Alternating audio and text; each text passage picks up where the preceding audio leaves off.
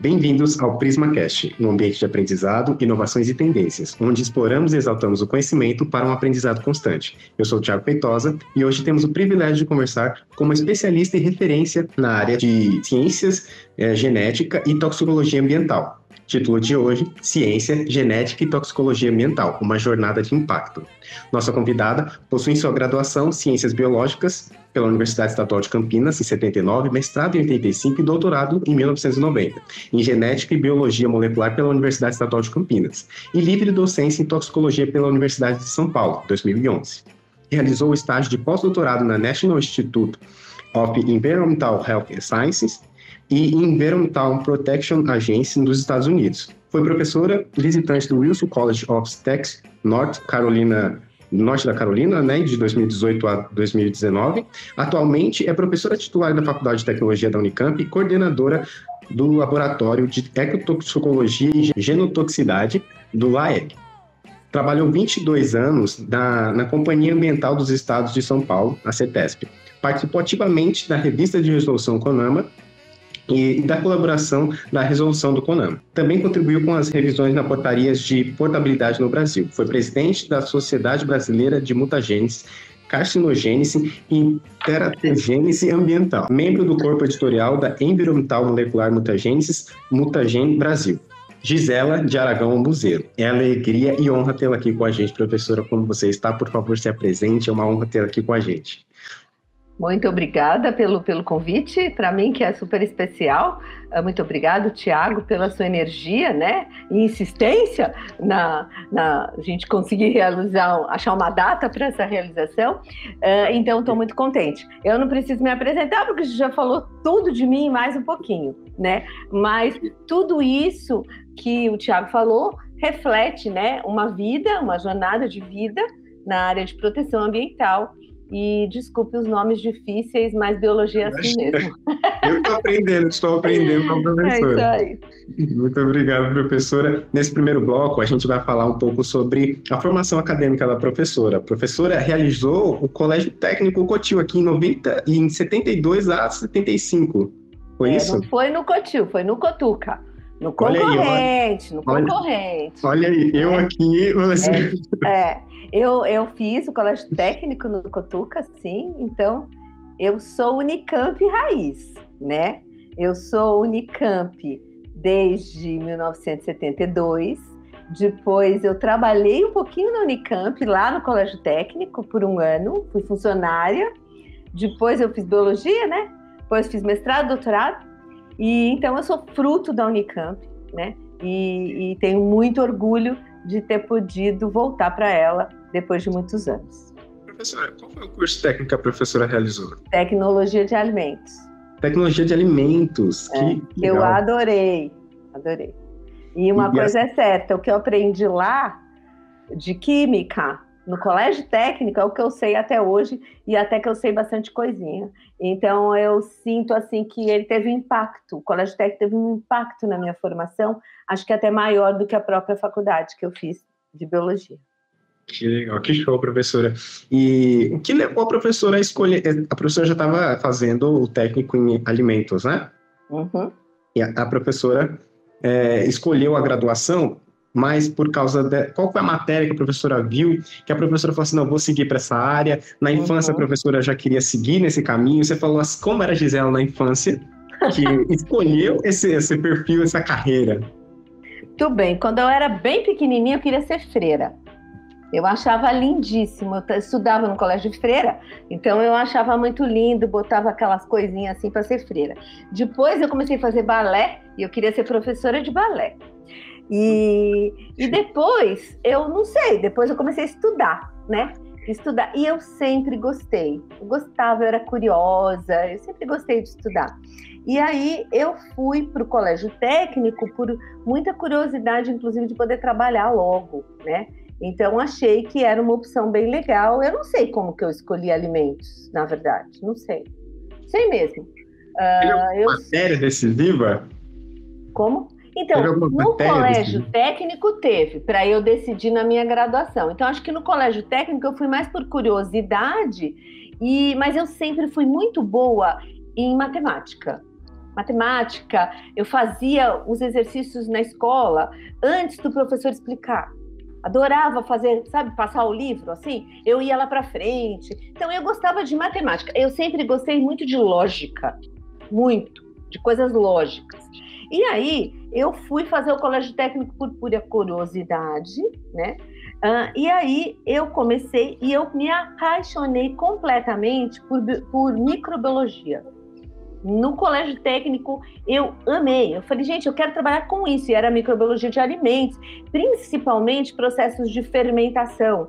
Então, eu achava o máximo fazer chucrutes, fazer iogurte. A professora de microbiologia era professora mais terrível. O pessoal acha que eu sou brava na FT, na toxicologia. Ela era muito mais brava, super exigente. E, pra você ter uma ideia, ela pegava um tubo, colocava 2 bactérias, entregava para você no começo do ano e falava, você tem que dizer o que tem aqui dentro. A gente tinha que fazer os meios de cultura, tinha que se virar, meu amigo. Eu tinha 15 anos.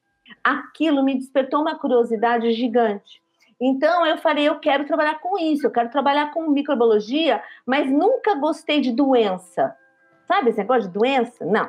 Eu gostava, assim, de coisa... Queria trabalhar com alguma coisa de produzir alguma coisa, produzir um antibiótico. Eu gostava dessa coisa voltada mesmo para aplicação, né? E então, terminei o colégio técnico, e aí eu perguntaram por que eu não queria fazer engenharia de alimentos. Mas eu não gostava, apesar de eu gostar de matemática e lógica, eu não era boa em desenho, em coisa de fábrica, sabe? De máquinas. Eu achei que eu não ia me dar bem nesse negócio. E então eu falei, não, eu quero fazer microbiologia. Mas não tem faculdade de microbiologia, certo? E aí eu decidi que eu queria fazer química. Falei, então eu vou para a área de química, porque tem a área de fermentação. Prestei na faculdade, reprovei completamente, porque o colégio técnico não dava uma base. Eu tirei 0 de história e 0 de geografia.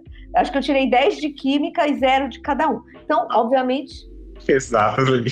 Não passei. Eu ia bem, mas não tinha essa formação naquela época.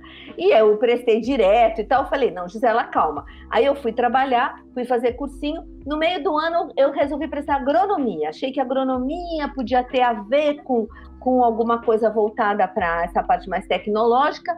Prestei agronomia, mas também não passei. Aí que eu decidi fazer cursinho. Falei, não, chega, vou fazer cursinho. E aí, meu pai falou, Gisela, eu queria prestar agronomia porque eu achava que tinha mais a ver.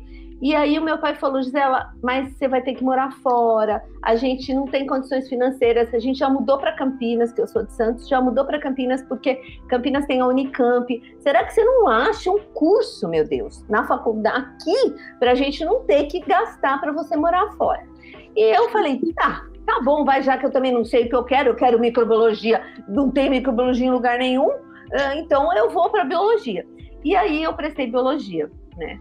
E aí eu passei na biologia e foi a maior decepção de toda a minha vida. Eu odiei, cara. Odiei. Porque a microbiologia era uma matéria optativa lá no fim do curso.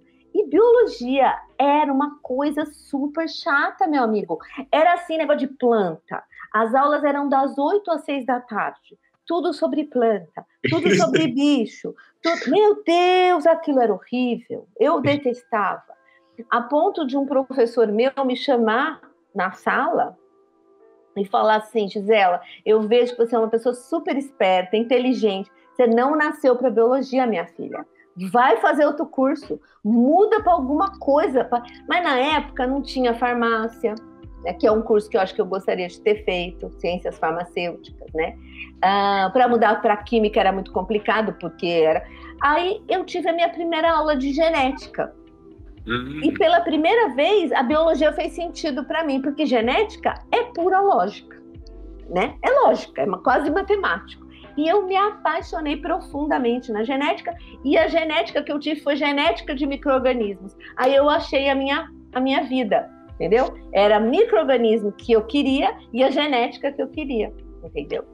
Perfeito, foi assim que foi. E aí, se você olhar o meu CR, minhas alunas descobriram o meu CR, problema. Porque o meu CR era muito baixo. Por quê? Porque eu odiava as matérias. Então, eu não assistia às aulas. Confesso que eu não assistia. Eu chegava, tipo assim, às 9, assistia um pouco, assinava a lista, assistia um pouco ia para o laboratório de genética, ficava lá trabalhando até de tarde, eu não conseguia sair, eu amava aquele laboratório, né? Então, foi assim que eu fiz meu curso de graduação. Isso é incrível, a professora mostrou aqui pra gente, assim, com afinco, o processo que foi da gente ter esse entendimento, de conseguir chegar lá e falar assim, não, é isso daqui que eu gosto, isso aqui que eu quero seguir, eu entendi isso daqui, eu quero levar isso pra minha vida. Isso é muito interessante pra gente, porque, pra mim, pros nossos ouvintes, porque a gente vê o exemplo de escolha de carreira, de profissional que a gente vai se tornar, ou como a gente vai seguir, e a professora está dando esse exemplo para a gente. Maravilhoso, professora. Agora, entrando na parte do mestrado, a professora seguiu em 81 até 85, quando a professora defendeu, trabalhando na parte de isolamento e análise genética de mutantes com alteração na produção de amiloglossidade em Aspergillus niger, é assim o nome? Olha, Aspergillus niger. Por favor, mas sabe o que era isso? Olha que louco. Por favor, quando eu comecei a fazer iniciação científica, eu comecei a fazer iniciação científica no segundo semestre do primeiro ano. Eu fui lá para bioquímica, porque como eu gostava de química, eu fui para bioquímica. Mas aí eu conheci a genética de micro-organismos e fui nesse professor. Eu estava no segundo ano da faculdade. Cheguei no cara e falei assim, ó, meu amigo, eu quero fazer pesquisa, professor, mas eu não vou querer ajudar o senhor, não. Eu quero uma pesquisa minha. Juro por Deus. Que coisa, não me esqueça. Que menina é essa? Ridícula. Falei, não, eu tenho bastante energia aqui, mas eu vou querer um projetinho meu. Bom, ele falou, tá bom, eu vou te dar um projetinho. E eu comecei a trabalhar. E ele, na tese dele, acho que voltou.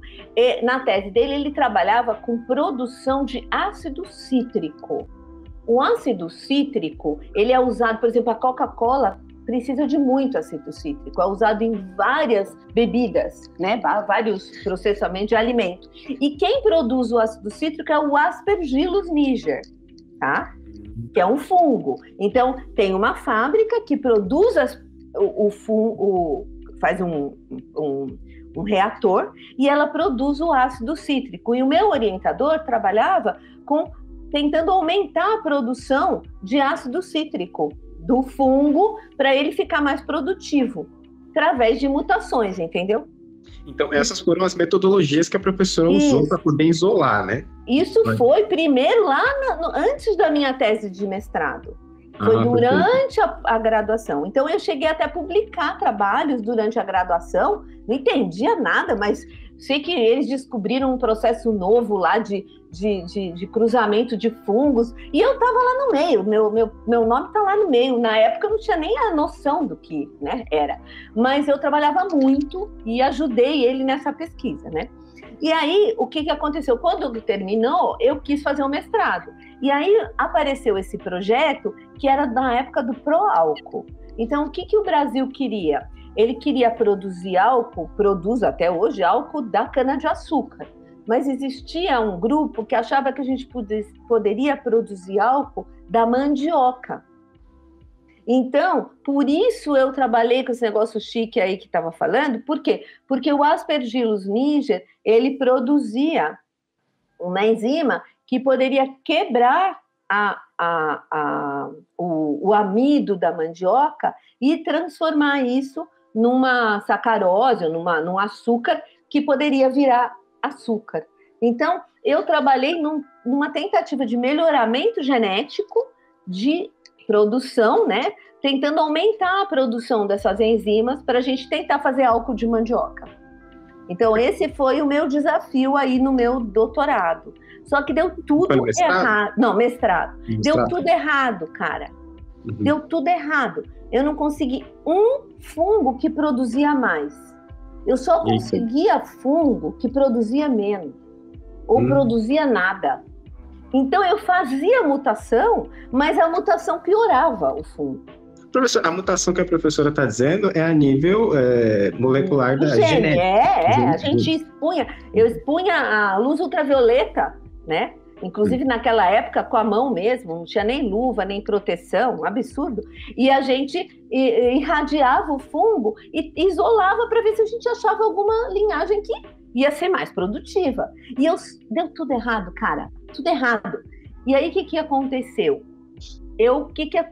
Com esses mutantes, aí os mutantes, foi muito legal, porque os mutantes, o fungo é preto.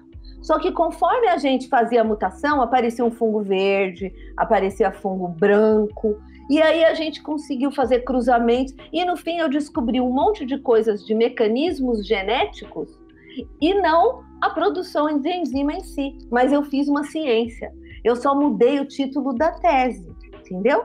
Justo. Era obtenção de produção de mutantes de alta produção, mas eu botei lá que eu fui entender aí a genética da produção dessas enzimas. Então, de novo, você percebe que a vida não vem prontinha. Entendeu? Eu podia ficar chorando, bater o pezinho e falar, nunca mais quero fazer pesquisa porque nada dá certo, né? Mas não, entendeu? E isso sem contar que eu fiquei grávida de 2 filhas, tive 2 filhas no mestrado. Morava em São Paulo e trabalhava em Campinas. Precisa falar mais alguma coisa? Não precisa, professor. Não precisa, né? Você já entendeu o contexto do meu mestrado. Entendo. Né? Mãe, trabalhadora, pesquisadora, Nossa, professor. Dando tudo errado, ainda tendo que escrever paper e defender a tese. Imagino, a correria que deveria ser. E rolou. Né? Eu fico feliz, professora, que tenha sido, no final, a professora conseguiu defender, deu certo, conseguiu achar, mudar, alterar, né? Exato. A gente muda a pergunta da tese e resolve tudo. Deu certo. E aí, já no doutorado, a professora fez uma avaliação de atividade mutagênica de extratos orgânicos de corpos d'água, né, nos corpos d'água de São Paulo. Isso. Então, esse foi um pré-entendimento no mestrado, e aí foi uma continuação, só que para um outro foco. Exato. Por que foi outro foco? Porque eu arrumei um emprego e eu comecei a trabalhar na CETESB. E a CETESB queria contratar uma pessoa na área de genética para fazer um outro tipo de trabalho que eu nunca tinha feito na vida. Então, eu entrei na CETESB, né, que eu morava em São Paulo, trabalhando na CETESB, e aí eu defendi minha tese com um projeto ambiental. Foi a primeira vez que eu entrei na área ambiental, porque até então eu achava esse negócio de ambiental, sabe, eco-chato, assim? Eu achava um saco esse negócio de ambiental, achava as pessoas chatinhas, sabe? Cheia de frescurinha.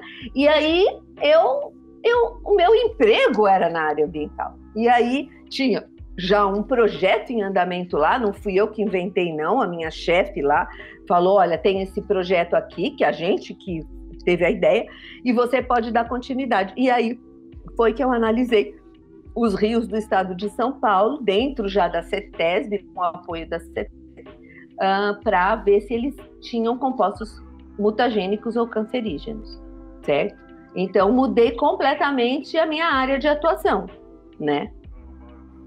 E aí também defendi com sacrifício, né? Porque tinha que vir para Campinas e tal. Justo. Mas, professor, em 1990, o assunto sobre genética e mutagenicidade, como era difundido? Em 1990 a gente está falando, né? Era nada, era super inovador.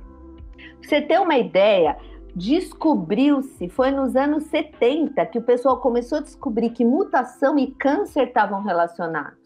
Isso não era um assunto. Então a CETESB, ela foi de uma inovação absurda, ela fez um projeto junto com o pessoal do Canadá, e então minha tese teve uma inovação tremenda, que ninguém entendia nada que eu falava. Genética, composto mutagênico, vai ficar todo mundo com câncer. Era um horror a comunicação, entendeu?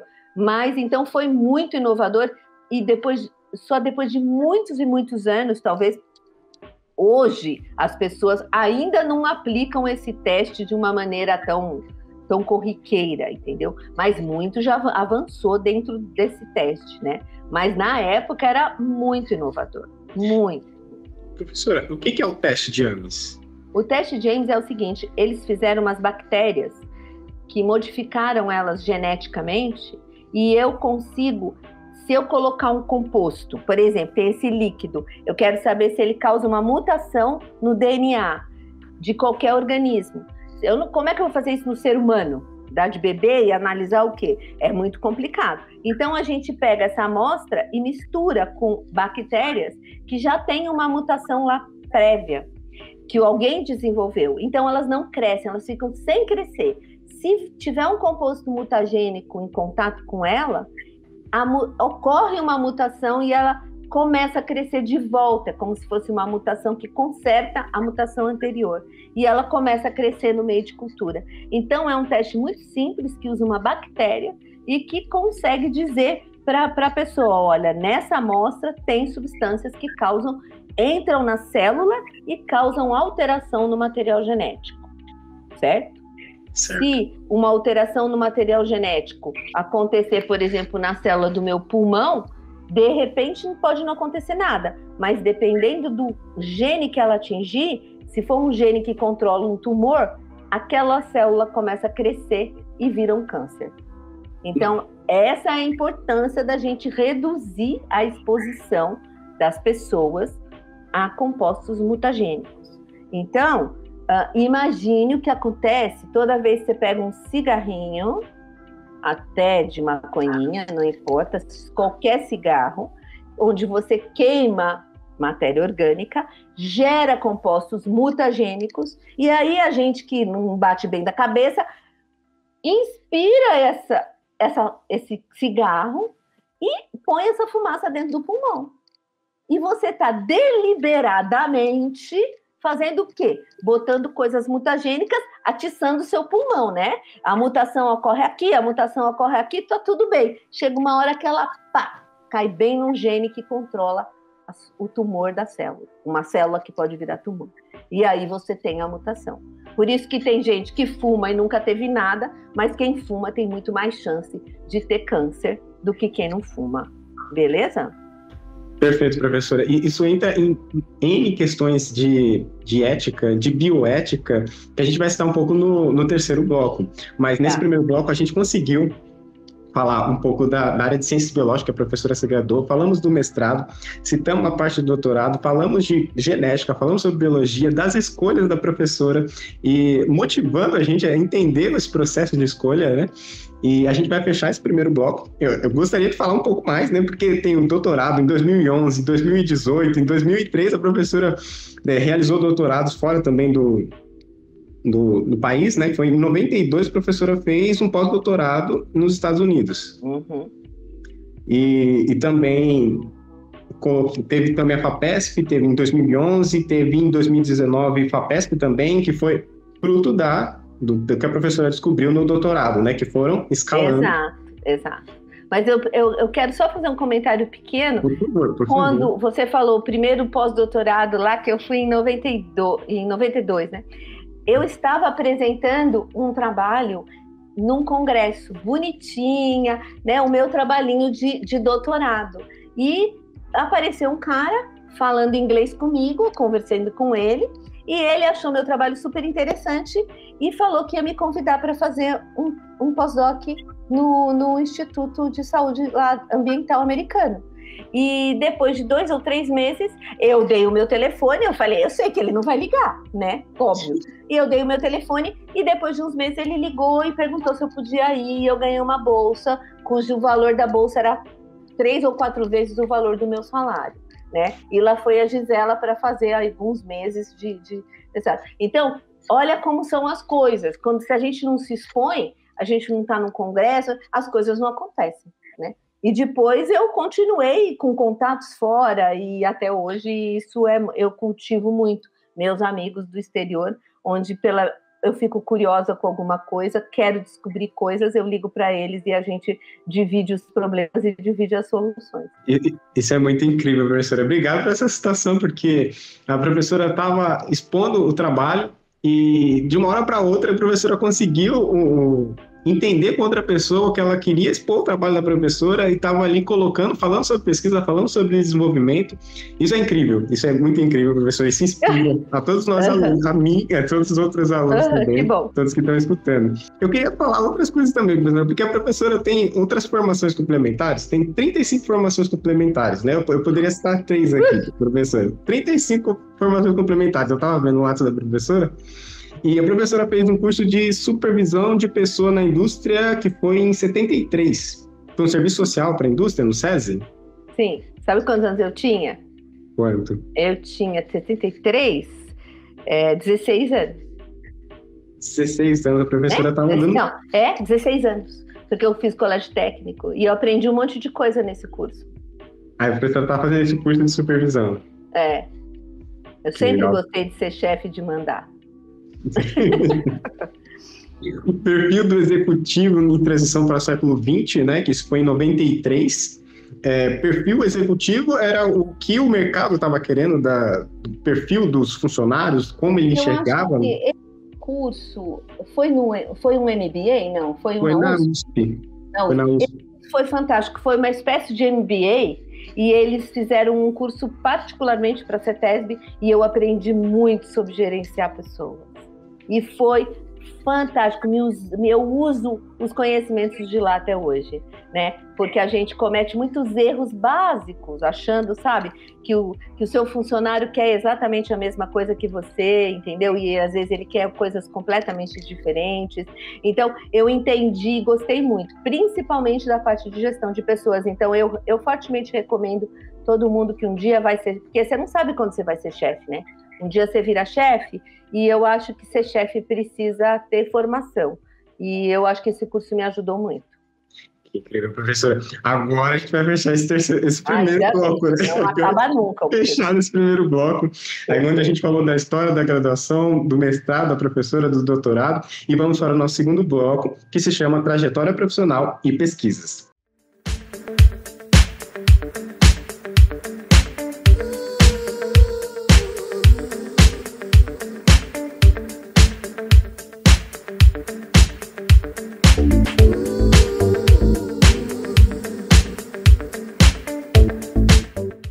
Voltamos para o nosso segundo bloco, que se chama Trajetória Profissional e Pesquisas.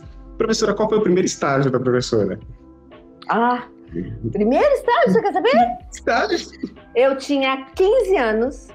Meu primeiro estágio foi numa empresa chamada Avicultura Nacional, onde eu fazia a parte de microbiologia da empresa, com 15 anos. Eu fazia os meios de cultura, analisava água para as bactérias e analisava os pintinhos, que era de avicultura, vinha os pintinhos doentes, e eu que era responsável por preparar o material, os veterinários isolavam os bichinhos dos bichinhos e eu fazia isso. Foi meu primeiro estágio e eu fico imaginando como é que um louco dava um laboratório para uma menina de 15 anos, mas eu me dei muito bem. Eu lembro até hoje os meios, Maconque, todos os nomes dos meios que eu fazia. Né? Então, esse foi o meu primeiro estágio, de fato. Né? Eu pergunto assim, eu estou estagiando, os nossos ouvintes, para quem está estagiando, e quando a gente está estagiando, é todo um ambiente, a gente está ali aprendendo, a gente está conhecendo, a gente está vendo como é o mercado, e perguntar sobre os estágios dos professores nos motiva, novamente falando sobre motivação, a entender que é um processo, um primeiro contato ali que a gente tem com ambientes, né? E perguntando isso para a professora citou que trabalhou com tratamento de água no estágio. Tem alguma ligação com o que a professora fez já no doutorado? Tudo tem ligação, né? Porque ligação, tudo estava ligado. Porque você vai aprendendo, e é engraçado porque em alguns momentos eu aprendi e fiz alguns cursos que eu não achava tão legal. Ou mesmo trabalhei em coisas que não me pareciam tão legais. Por exemplo, depois quando eu fiz no meu primeiro emprego, que foi no colégio técnico, com 17 anos, né? Apesar de que eu fiz vários estágios durante o curso, eu fui... sabe que nem os técnicos que tem no laboratório que preparam as aulas? O meu trabalho era uma técnica para preparar as aulas de química para o colégio.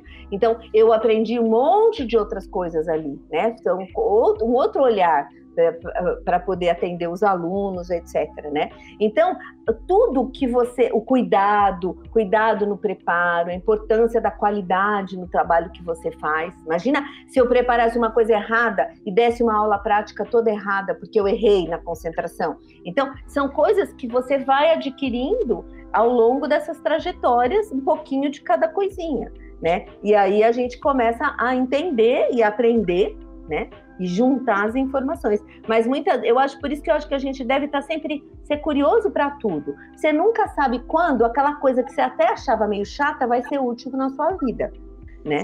Então, eu nunca falava não. Eu entendo perfeitamente. E esse perfil multidisciplinar, eu enxergo muito que em uma hora a gente usa algum conhecimento que a gente está aprendendo. Um momento a gente pode estar ali e falar assim, não, isso daí eu lembro, pode ser uma solução futura para algum possível problema dentro de uma outra área. Uhum. Isso é muito legal. E quando eu estava na faculdade, eu tinha pouca grana, porque não tinha essa vida de negócio de PIBIC, essas coisas, era tudo muito de graça que a gente trabalhava. E eu fiz um curso de datilografia e eu virei professora de datilografia. Eu dava aula de datilografia para sobreviver, né? Então, imagina, cara, de repente você tem um monte de aluno de datilografia. Só que aí isso foi muito bom, porque eu digitava, até hoje eu digito com todos os dedos super rápido, né? Mas você vê até por onde a gente anda na vida, né? Dando aula de datilografia. E aí? Serviu para pagar um monte de conta. Eu entendo perfeitamente, professora. Antes de fazer o técnico, eu fiz outros 6 cursos profissionalizantes. Aí eu fiz curso de confeitaria, fiz curso de eletricidade residencial, fiz curso de administração. Mas não, era pro Senai, o Senai estava falando, tem curso aqui, eu falei assim, enquanto tá dando curso, vou fazendo. Eu quase fiz de costura, mas não. Aí eu entrei no curso de redes. Quase que eu fiz de costura. Aí eu pensei, tá tendo o curso, né? Vamos fazer, vamos aprender, né? Vamos aprender. Mas aí, nessa época, eu tava procurando curso técnico, eu queria fazer um curso técnico, e a área de tecnologia me encanta, e eu fiz o curso técnico de redes. Mas antes eu tava assim, né? Professor, estou fazendo, estou aprendendo. Apareceu, a gente vai, né? A gente tá aprendizado. Era curso do Senai, era muito bem certificado, tinha profissionais muito bons, e eles estavam ali para ensinar a gente. Eu quero aprender, Que legal. Isso é muito bom. A professora trabalhou em 2015, já pulando para alguns dos outros trabalhos que a professora realizou. Gostaria de citar muitos aqui, eu estou selecionando alguns. Pelo amor. E aí a professora trabalhou na Sociedade Brasileira de Ecotoxicologia, na CETAC, no Brasil, né? Isso. E... na verdade não é um emprego, na verdade é uma sociedade sem fins lucrativos que reúne as pessoas interessadas nessa área. Mas a minha atuação mais importante, eu acho que foi na sociedade, na Mutagen, que é na Sociedade de Mutagênese, né? Que tem aquele nome comprido, e nela eu cheguei a ser presidente, tá? Então aí eu tive que organizar congressos e foi um outro desafio, né? Mas até hoje eu trabalho nas 3 sociedades científicas que tem no Brasil relacionadas à minha área, que é a Mutagênese, é a Sociedade de Toxicologia e a CETAC, que é a CETAC Brasil, que a gente chama. Então, a gente atua aí como, né, auxiliando na diretoria, organizando congressos, dando palestras, etc., né, para treinamento, consultoria, principalmente para interface, né, fazendo como se fosse uma extensão, né, do conhecimento. A professora também trabalhou na Finlândia em 2019? Também. Eu tenho um projeto bem legal, voltado na área de corantes, e quando eu estava nos Estados Unidos fazendo o meu pós-doc, eu conheci uma pesquisadora finlandesa, e aí ela escreveu um projeto junto e me convidou, e aí a gente fez esse projeto, ela submeteu para a Academia de Ciências da Finlândia, e aí eu participei desse trabalho, fui várias vezes para a Finlândia para apresentar resultados, para trabalhar, para apresentar os resultados do projeto num museu lá no norte da Finlândia, que 10 horas da manhã era claro, mais ou menos claro, e às 3 horas já estava escuro, um frio terrível, e lá fui eu, né, fazer esse trabalho de extensão para mostrar para as crianças. Quem ia no museu conhecer o nosso projeto.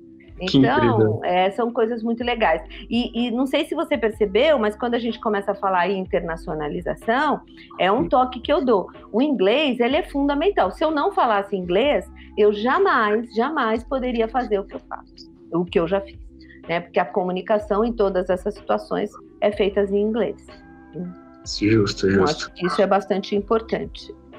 Professora, eu queria que nossos ouvintes conseguissem ver. Eu estou aqui no laboratório LAEG do professor, e tem algumas amostras aqui atrás de mim que eu estava verificando. São essas amostras que a professora estava citando? Isso, na verdade, essas amostras foram geradas aqui no Brasil. Exatamente, tá vendo? Um monte de tingimento, isso foram corantes naturais, oriundos de plantas e de fungos, que esse projeto gerou, e a gente fez todos esses tingimentos aí. Mas a nossa parte do projeto era avaliar a toxicidade desses corantes.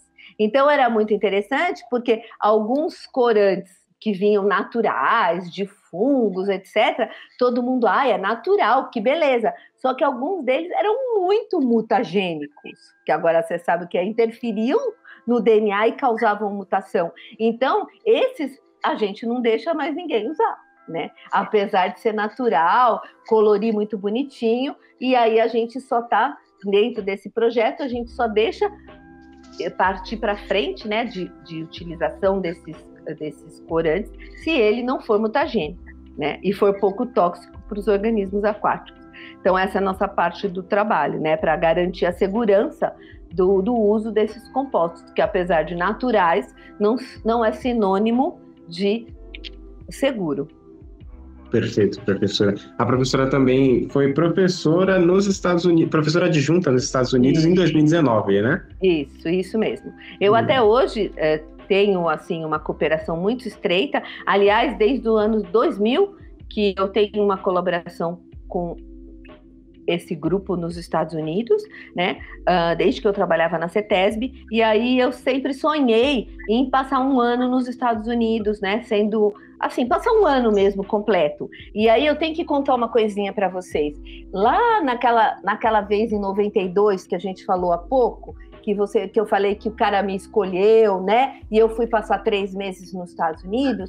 Um colega, um senhor, colega até conhecido meu, me parou lá no final e falou assim: você quer ficar aqui por 3 anos? Eu consegui uma bolsa para você ficar aqui por 3 anos. Eu fiquei desesperada, mas, Tiago, eu tinha 2 filhas, um marido, que depois virou ex-marido, tinha um emprego na CETESB. Eu não tive coragem de largar esse emprego, porque eu falei, se eu sair desse emprego, cara, eu fico aqui nos Estados Unidos, depois eles não vão me contratar, porque eles não contratam estrangeiro, e eu volto com uma mão para frente e outra atrás, e arrumar um emprego é muito difícil. Então, com um coração super apertado, eu disse para ele que eu não aceitava. Só que isso ficou me remoendo na cabeça anos. E foi só em 2017 que eu pedi uma bolsa para a FAPESP, pedi autorização para a Unicamp e fui finalmente, em 2018, passar um ano, que era o meu sonho, morando nos Estados Unidos. Comprei carro nos Estados Unidos, casa americana, tudo que você pode imaginar. Então, eu acho que isso é uma forma de dizer, não desiste do sonho, sabe? E hoje as pessoas falam, você queria morar nos Estados Unidos? Não, eu nem que se me convidarem hoje, vou falar que não é legal morar lá. Mas era um sonho que eu tinha que realizar. Então foi muito gostoso, eu orientei alunos, eu abri um pequeno laboratório lá e até hoje eu coopero com o pessoal, estou praticamente todos os anos, faço parte dos comitês de tese de lá. E então eu tenho essa parceria com esse professor que é super bom na área de química de corante. Então é muito gostoso, né? Você poder, né, variar, sair, passear, e junto com essas idas a gente passeia, conhece cultura, faz amigos, então é muito legal. Perfeito, professora. Agora, citando um pouco das pesquisas da professora, eu vou citar 3. Eu vi que tem 32 pesquisas, eu falei, vou selecionar. O que você selecionou? Tem coisa que eu nem lembro. Vou selecionar aqui 3, são as mais atuais, aqui é a primeira de 2024, o modelo de ecotoxicologia no laboratório para campo, que é expandindo Parialhas É um camarão. É um camarão. Como funciona esse projeto, essa pesquisa, professora? Essa pesquisa é realmente a paixão da minha vida atual, né? A gente, desde 2010, trabalha com esse camarãozinho. O meu sonho era ter um organismo marinho para trabalhar, porque todo mundo trabalha com organismo de água doce, mas o Brasil tem muita praia, e eu queria um organismo marinho que fosse brasileiro, que fosse daqui. Então, em 2010, a gente foi para a praia, e eu trouxe a praia para Limeira. E aí a gente trouxe esse organismo marinho. Se você for na porta ali, você pode ir lá olhar a carinha dele, abrir a porta lá do laboratório, e aí eu tenho esse organismo, que é um pequeno camarão, assim, pequenininho, e a gente cultiva no laboratório. E a gente tem feito pesquisa com ele desde 2010. Então a gente está criando uma plataforma de diferentes testes, né, para a gente conseguir dar conta de testar amostras e substâncias químicas num organismo representativo do mar, que a gente quer proteger. Né? Então, nesse projeto, a gente está fazendo, além de fazer alguns testes bem legais, e é claro que eu sempre volto, como você mesmo falou, eu volto para a mutação, né? Para a mutagênese. E a gente desenvolveu um método agora, nesse projeto, que a gente consegue ver a mutação. Lembra que eu falei que a gente via a mutação na bactéria? Agora, eu vejo a mutação no sangue e no espermatozoide do meu camarão. Ei, que é bonito e chique, hein? É muito legal. Então, a gente pega o camarão, expõe naquela amostra, faz lá o teste de bactéria, e daí também a gente quer confirmar se vai ser num organismo vivo, um organismo maiorzinho, né? Então, a gente vai lá e mede se causa mutação, tanto no sangue dela, que é azul, que a gente tira o sangue do bichinho pequenininho assim. Quem entrar no meu canal do YouTube tem um monte de vídeo mostrando tudo isso. E aí a gente faz a mutação do espermatozoide. E também a gente agora está levando esse organismo que a gente cria no laboratório para o campo. A gente desenvolveu umas gaiolinhas e agora a gente põe os organismos na gaiolinha, leva para o mar, deixa lá por um tempo, traz para o laboratório para analisar o que aconteceu com eles. Por isso ele chama do laboratório para o campo. A gente pegou ele no campo e agora a gente está devolvendo ele para o campo para analisar e fazer análise de sangue deles e um monte de coisa super legal. Então, esse é o meu projeto da FAPESP, né? Esse é o mais atual, professora. Esse é o mais novinho, esse é o que eu tenho paixão. Só quero falar dele agora. Legal.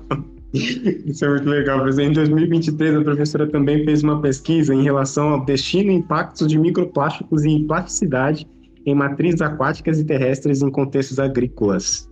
É a quantidade de plástico que tem nesse... Na verdade, esse projeto não é meu. Eu participo como uma ajudante nesse projeto. É um projeto até de uma pesquisadora do IQE, ela já até foi minha pós-doc aí na FT, a Cassiana Montagner, e ela tem esse projeto, e a gente está fazendo uma pequena parceria nesse projeto, justamente também que é uma parte da Parialha havaensis. A gente está tentando ver o efeito de microplásticos no nosso camarãozinho.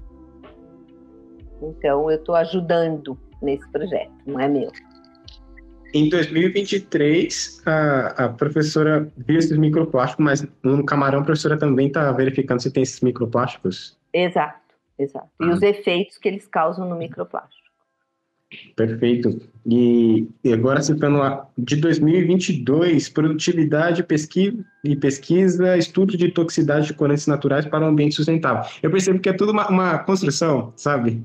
De 2022, a professora estava analisando os corantes, isso, aquele que a gente citou anteriormente, e a professora citou para a gente que esses corantes, pigmentos sintéticos, são amplamente utilizados na indústria têxtil. A professora abarcou nessa pesquisa, verificou que conseguiu tirar a quantidade de pigmentação que estava usando corantes que eram cancerígenos e que poderiam ter alguma degradação. Professora, o que a professora angariou dessa pesquisa? A gente tenta mostrar quais são os corantes que causam mutação para que eles não sejam utilizados, sejam eles sintéticos, não é? Ou sejam eles naturais.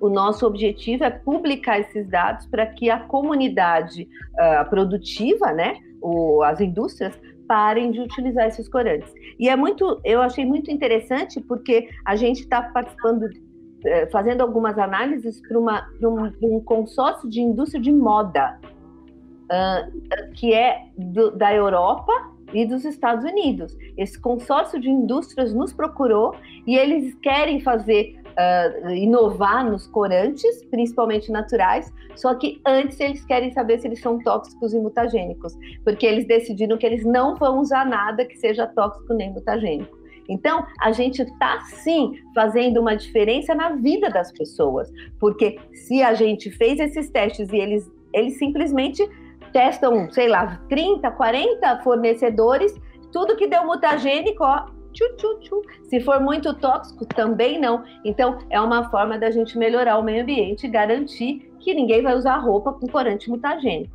Então, eu estou bem contente, porque a gente está saindo da ciência e entrando na melhoria da qualidade de vida e do meio ambiente no mundo, né? E é um impacto mundial. Eu adoro falar isso, porque a FT de Limeira, pequenininha, não. Tem nada de pequenininho aí, não. A gente é daqui pro mundo. Entendeu como é que é? Entendi, professora. Assim, o que a professora poderia dizer para as pessoas que estão começando em pesquisa? O quão gratificante é realizar uma pesquisa? Porque a gente citou aqui 3 pesquisas da professora e falando, um dos propósitos principais do nosso podcast é falar sobre pesquisa, falar sobre desenvolvimento, falar sobre essas tecnologias para incentivar quem está entrando, para incentivar quem está começando. E assim, são pesquisas incríveis que a professora realizou e esse potencial de fazer pesquisa. Então, a professora enxerga e conselhos que a professora dá para quem está começando uma pesquisa. Primeiro conselho, eu acho assim, cultive a sua curiosidade. A pesquisa é baseada na curiosidade. Ela não é baseada se eu vou ser importante, se vai dar certo, se eu vou ganhar dinheiro. Se você for com essa cabeça, entendeu? Nas coisas você vai se decepcionar. Então, eu acho assim, a pesquisa tem que sair de dentro, né? E eu acho que ela tem a ver com a curiosidade, com a vontade de descobrir coisas que são novas. Eu não sei o que vai acontecer. Por outro lado, é muito legal e vocês estão vendo a parte feliz. Só que muita coisa dá errado na pesquisa. E quanto mais você quer fazer uma pesquisa de alto impacto, o risco é gigantesco.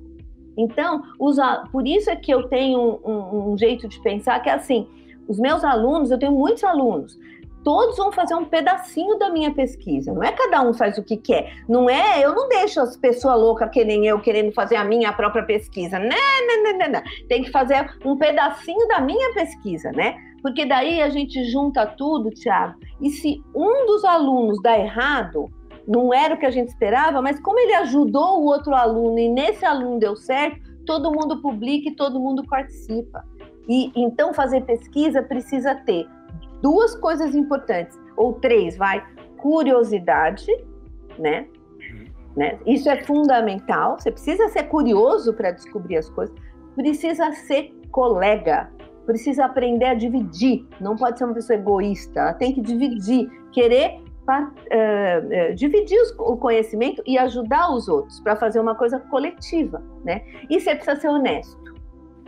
Se você, em um dia, entrar num laboratório e, não deu o que eu queria, vou mentir, vou falar que o bicho morreu, é a coisa mais fácil que tem, mentir. Então, se você não é honesto, aí não vai rolar. Então, eu acho que é isso, sabe? É esse coleguismo, essa vontade de descobrir coisas novas e ser honesto.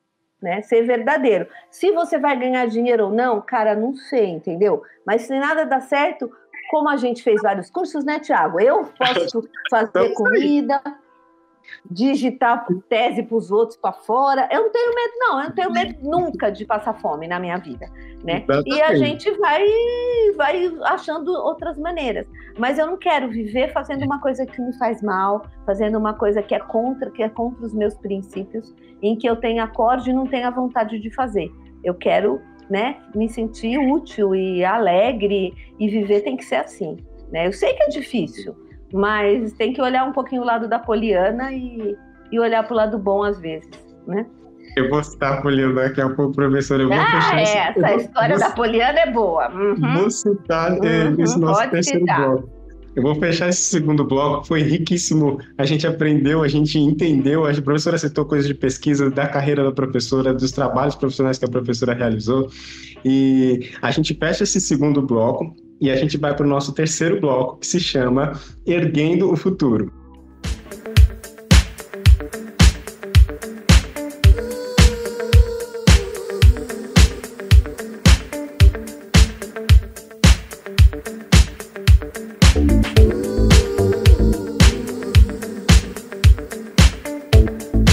Voltamos para o nosso terceiro bloco, que se chama Erguendo o Futuro. Professora, eu vi uma formação complementar da professora, que a professora tem uma extensão universitária no curso de capacitação gerencial na MBA, que foi 200 horas, lá na USP. Essa foi uma formação complementar da professora, que foi de gestão de projeto, foi de capacitação gerencial. Como foi isso para a professora? Eu achei curioso, eu falei assim, vou citar isso no terceiro bloco, junto com outras curiosidades que moldam o futuro em relação à gerência, à curiosidade. Eu até já comentei um pouco sobre isso quando você perguntou daquele primeiro curso que eu fiz, que foi um pequenininho sobre gestão de projeto, e depois a gente ampliou, a CETESB que contratou esse curso para a gente ampliou o MBA. Então, realmente foi bastante intenso, mas foi uma iniciativa da CETESB, da empresa, em dar formação gerencial para todo mundo, e eu fortemente recomendo as pessoas fazerem cursos desse tipo, sabe? Um MBA, não precisa ser um MBA, porque esse nem era um MBA, era um MBAzinho, vamos dizer, mas assim, eu acho que é bem legal, de uma certa idade que você tem, ir lá aprender um pouco sobre essa capacidade gerencial, que só pode ajudar você a crescer na sua profissão. Eu acho legal. Erguendo um futuro ali, erguendo um entendimento desse... E começar a pensar, Tiago, porque, olha, isso que você falou é bem legal e eu acho que merece essa consideração. Quando a gente começa... tudo que você falou nesses primeiros blocos tem muito a ver comigo, né, com a minha pesquisa. Só que, de repente, eu comecei a me colocar num lugar... muito antes até de ser professora, mas dentro da própria CETESB, num lugar onde eu era gerente, e depois aí na CETESB, num lugar onde eu sou gerente de projetos e professora. E aí passa a ter um desafio na sua vida, que é a responsabilidade por pessoas, por formação de pessoas. Isso eu considero muito relevante, Thiago, porque a pessoa, você começa a perceber que você não está sozinha. Você pode fazer o que te dá na telha. Você tem que começar a pensar o que as suas ações vão causar em cada serzinho que está ali te olhando, porque as pessoas não são iguais a você. Tem um que é inseguro, tem um que é envergonhado, tem um que só quer aparecer e é sacana com os colegas. Como é que você vai fazer esse meio de campo? Isso é muito difícil, né? E você precisa de ferramentas. Então, eu acho que quando você vai envelhecendo, você começa a parar de olhar para o seu trabalho, para a sua pesquisa, para você, e seu trabalho começa a vir, a sua produção vem do trabalho de outras pessoas que você tem só que gerenciar. Hoje, se você me pedir, professora, vai no laboratório e faz um teste com Daphne, eu não sei fazer não, cara. Quem faz são os meus alunos. Eu sei interpretar, eu sei por que fazer, né? Então, é isso, a gente passa a tirar as mãos da massa, mas você tem uma outra função que é importante e é muito relevante de responsabilidade. Você tem responsabilidade com pessoas, né? Você tem várias pessoas ali numa classe olhando para os seus olhinhos e você tem que se responsabilizar pelo que você passa para eles. Né? Sim, realmente, professora. Isso impacta nas gerações, isso impacta na formação, isso impacta literalmente na vida da pessoa, na base, no caráter das pessoas. Isso é muito importante para as próximas pessoas, as que virão, né? Isso é muito importante. Professora, trocando um pouco de assunto, obrigado pelas suas considerações. A professora tem um canal no YouTube que a professora citou no bloco passado, e assim, eu fiquei maravilhado com as quantidades de assuntos que eu vi no canal da professora. Eu entrei lá, falei assim, deixa eu ver aqui o que a professora está produzindo, deixa eu ver o que o laboratório está produzindo, deixa eu ver o que a equipe do AEC está produzindo. E eu vi um vídeo que se chama Cansei de Ser Poliana. O que foi esse vídeo, professora? Eu assisti ele. O que aconteceu, pois é, professora? Esse vídeo foi muito engraçado. Porque assim, eu estava morando em Limeira, eu já nem moro mais em Limeira, eu tenho muita alergia à poluição do ar, e Limeira é realmente uma cidade que não ajuda em relação à poluição do ar, né? Ela tem uma localização complicada, ela é como se fosse dentro de um panelão, assim. E ela fica com muito material particulado. Eu fiz vários trabalhos nessa área atmosférica. E um dia eu estava na minha casa e não parava de ter queimadas. E não eram as queimadas de agora, estou falando das queimadas lá do ano do vídeo, que eu não sei nem que ano que foi. E eu estava na minha casa, depois de ter estudado poluição do ar, publicado um monte de trabalho sobre mutação do ar, tentando brigar com todo mundo, briguei na CETESB muito contra as queimadas. Mas eu brigava de ir lá em cima falar com o diretor e o pessoal ficava bravo porque eu reclamava muito. Então, assim, eu tive uma vida de luta, não só na água, como na poluição do ar. E aí, de repente, depois de todos esses anos de eu não parar de trabalhar tanto e mostrar os malefícios da queimada, eu estava lá em Limeira, sabe, no meu apartamento, cheia, eu não conseguia respirar de tanta fumaça, aqueles pedaços de fuligem, né? E a qualidade do ar péssima. Então, aquele dia eu fiquei muito irritada. Então, parecia que todas as pesquisas que eu tive, diferentemente dessa pesquisa com corante, que eu vi uma coisa boa acontecer, na qualidade ambiental, nem da água e nem do ar, Tiago, eu vejo isso acontecer. Então, eu já pensei em escrever o Poliana 2, para a água, mas a minha própria filha falou: mãe, não faz isso, porque é tão triste você falando assim, que você está deprimida. Mãe, não. E eu falei: é verdade, para que eu preciso contar para todo mundo que eu estou triste? Mas aquele dia eu não aguentei, sabe? Porque eu me sentia assim tão impotente. Então, para que serviu a minha pesquisa, né, ambiental? E hoje eu tenho assim ainda não é uma raiva, mas uma decepção de ver que o meu Brasil, o meu país, não avança no saneamento, e tanto é verdade que a gente vê esses rios numa condição deplorável, e não avança na queimada. E o que diria essa Gisela vendo o que está acontecendo hoje com as queimadas? Não dá nem para fazer vídeo, Thiago. É desconcertante para mim. É uma coisa que me pega no estômago, sabe? De tristeza, de ver que parece que ninguém... O que mais as pessoas querem que a gente prove para dizer que a gente está no caminho errado, Thiago? Que mais? Que pesquisa a mais eu tenho que fazer para mostrar para as pessoas que a gente precisa mudar o nosso comportamento? Então, na área...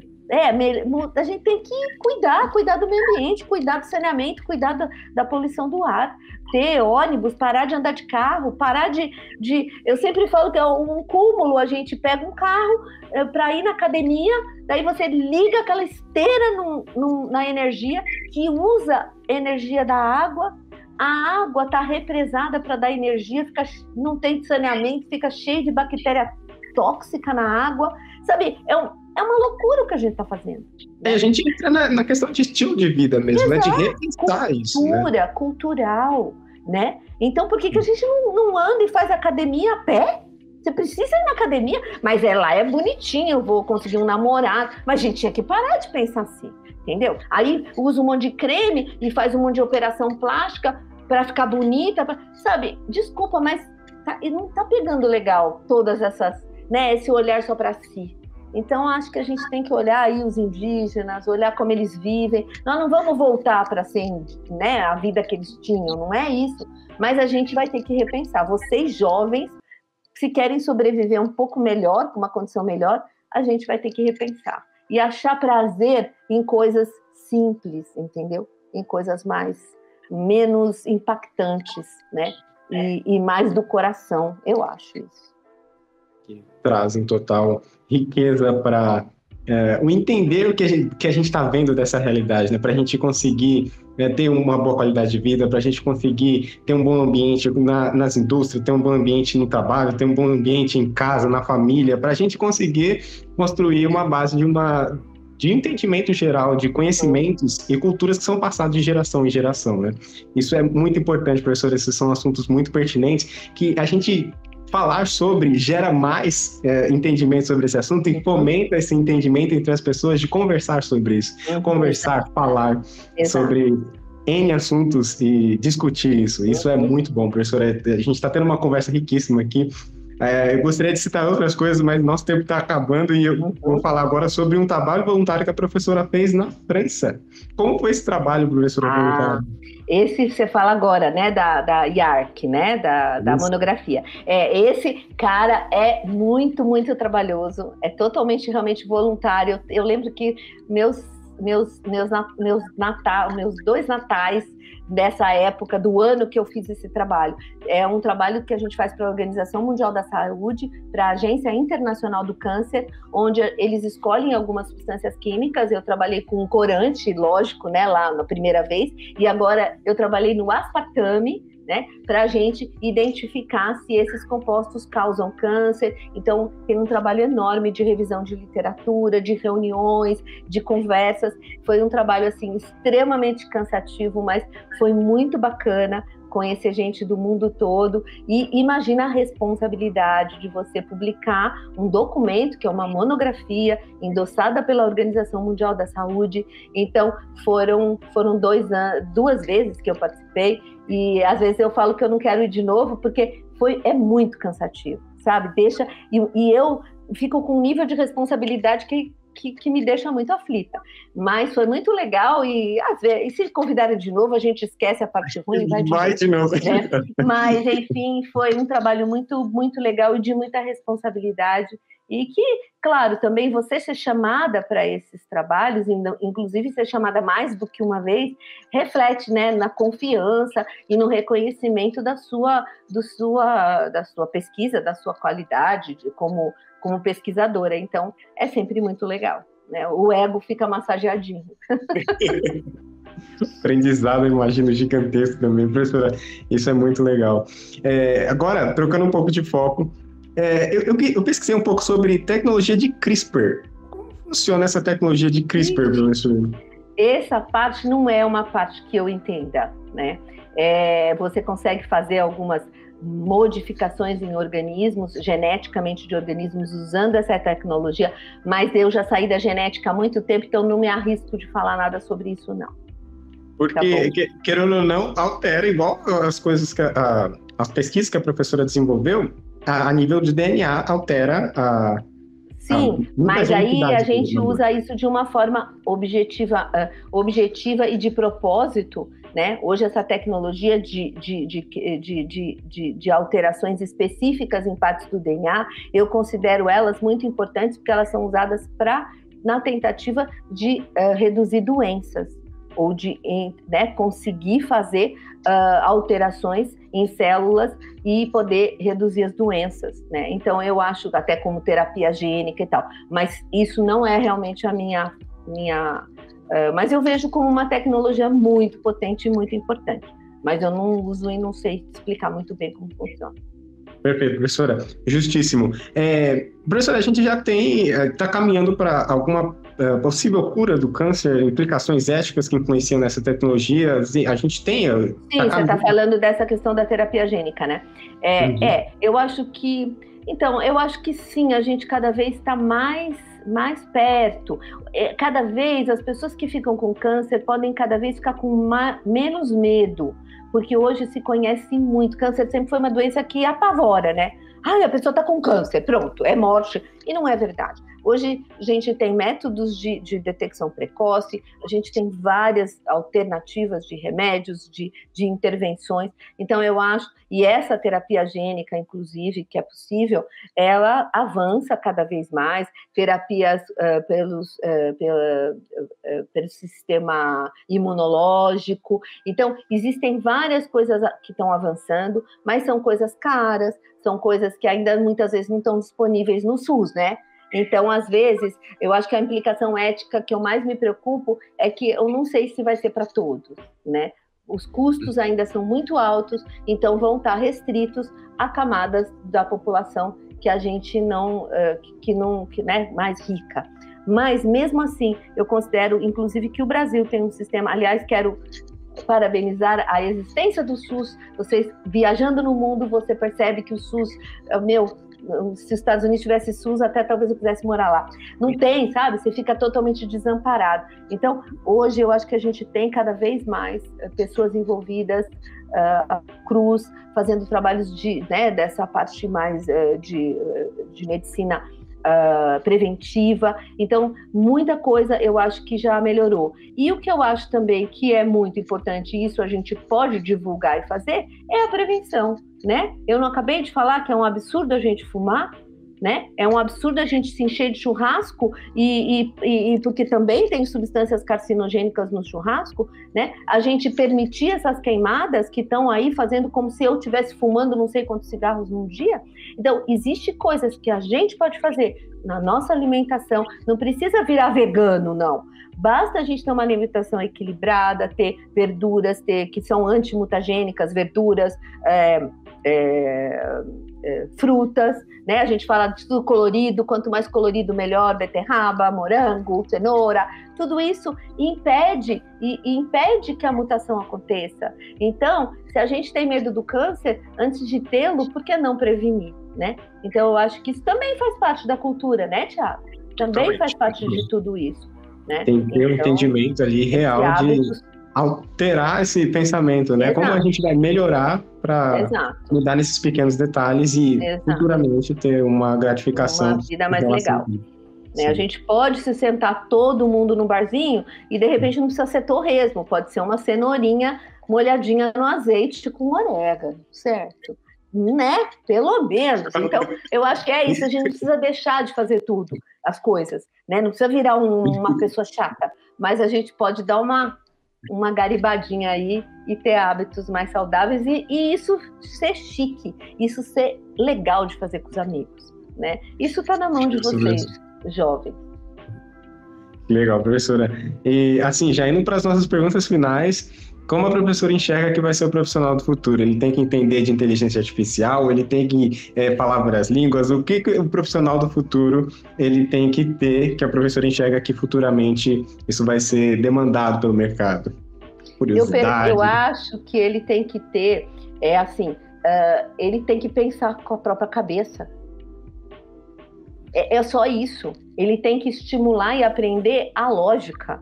E ir aprendendo com a vida, e não ficar totalmente dependente das coisas, das tecnologias. Você não consegue escrever uma carta sem o ChatGPT. Eu acho que a gente vai usar o ChatGPT, eu vou usar o ChatGPT, eu uso o Google Maps, por que eu não vou usar? Vou ter que usar um... Não, eu vou usar. Só que quem manda nas coisas sou eu, quem define as coisas sou eu. A questão ética é muito importante. Então, eu acho que o profissional do futuro, ele tem que ser uma pessoa que tem vontade própria, que acredita em coisas e segue aquilo que ele acredita, né? Tem essa capacidade. E utilizar todas as ferramentas com honestidade. Porque as ferramentas têm que ser usadas, tá? Tudo aí pra gente, né? Mas eu não vou eu vou mandar o ChatGPT escrever alguma coisa e dizer que fui eu que escrevi, porque aí é ridículo. Que profissional é esse do futuro? Né? A hora que ele estiver lá clorando uma estação de tratamento e não conseguindo fazer a conta de quanto cloro ele tem que pôr, de repente ele mata uma cidade inteira, né? Eu sempre brinco, o profissional de saneamento não é que nem médico. Médico mata 1 ou 2 quando erra. O profissional de saneamento, se ele errar na diluição, amigão, lá do negócio, você pode, sabe, são milhares de pessoas bebendo uma água. Olha, né? Então, eu acho que esse profissional, ele não precisa decorar nada, mas precisa aprender a pensar, aprender a lógica, aprender lendo os documentos e construindo uma personalidade ou uma identidade honesta com ele mesmo e humilde, porque a gente não sabe tudo. Então, a gente não sabe. Eu não falei que eu não sabia de algumas coisas aqui. Eu não sei. Vou perguntar para quem sabe. Então, acho que é um pouco isso que eu imagino que eu gostaria de ver em vocês, né? Mas se o olho não brilha, é duro. E o seu olho, Thiago, brilha, e isso é muito gostoso, e é por isso que eu estou falando com você. Desde que eu te conheci, o seu olho brilha, e isso é bacana. O olho tem que brilhar, a gente tem que olhar para onde faz o olho da gente brilhar. Obrigado, professora. Sim, perfeitamente, professor. Obrigado. São considerações sobre a construção do futuro, sobre o profissional do futuro, sobre base de ser humano, base de entendimento da realidade que a gente está vendo. E são considerações, são conselhos, são ideias que a professora passa para a gente que nos motiva. E com certeza, para mim, para quem está nos escutando, se eu fiquei motivado, eu espero que quem esteja nos ouvindo esteja se motivando também. Justo. E, assim, a professora já se despedindo, gostaria de deixar algum livro, algum documentário, alguma frase que a professora goste para os nossos ouvintes, já se despedindo? Sim, então eu gostaria. Não esqueçam do meu canal do YouTube, por favor.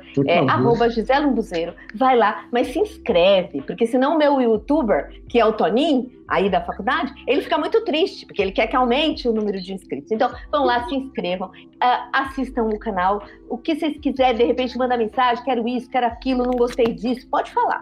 Então, esse é um plim-plim. E eu quero dizer como última mensagem a palavra Ubuntu. Você sabe o que é isso? Ubuntu. Eu quero que vocês vão aí na internet, leiam sobre isso, mas basicamente o que é esse Ubuntu?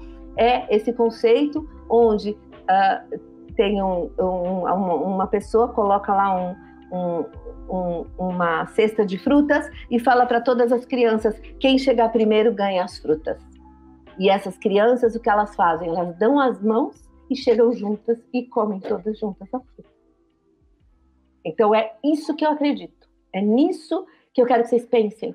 Não sou eu que sou a maioral, somos nós, a gente vai junto lá. Então, Ubuntu para mim está lá nos meus dizeres e é a palavra mágica para a gente viver feliz. É Ubuntu. Então é isso que eu quero que vocês reflitam. E se quiserem assistir um filme lindo também, assistam um filme chamado Os Narradores de Javé, que é sobre a resistência e como é que a gente muda o mundo. Você já assistiu? Muito legal, é muito legal. Então é isso, mas é Ubuntu. Procurem saber mais sobre o Ubuntu e até tem um software chamado Ubuntu, mas procurem saber a lenda do Ubuntu e vejam e pensem comigo se não seria muito legal a gente se dar as mãos e chegar todo mundo num lugar de felicidade, que é o que a gente quer.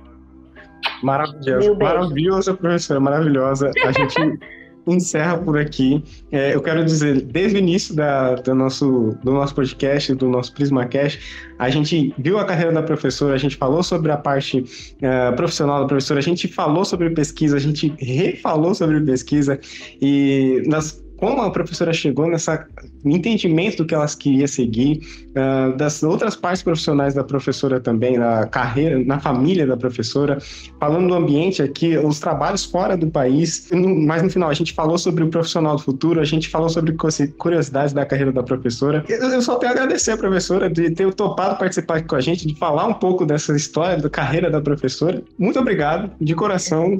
Literalmente foi muito bom falar com a professora. Eu só estou aprendendo. Espero que os nossos ouvintes também estejam aprendendo alguma coisa, esteja agregando para eles de alguma forma. E já fechando, esse foi o nosso PrismaCast. Se você gostou do episódio de hoje, não se esqueça de compartilhar nas redes sociais. Tá aí o canal no YouTube da professora também. Não esquece de seguir, comenta, compartilha. E deixe seu feedback pra gente, que é muito importante o seu feedback. Fiquem atentos até as próximas histórias e até a próxima. Vamos falar juntos, professora. Tchau, tchau. 1, 2, 3 e... Tchau. Tchau, tchau.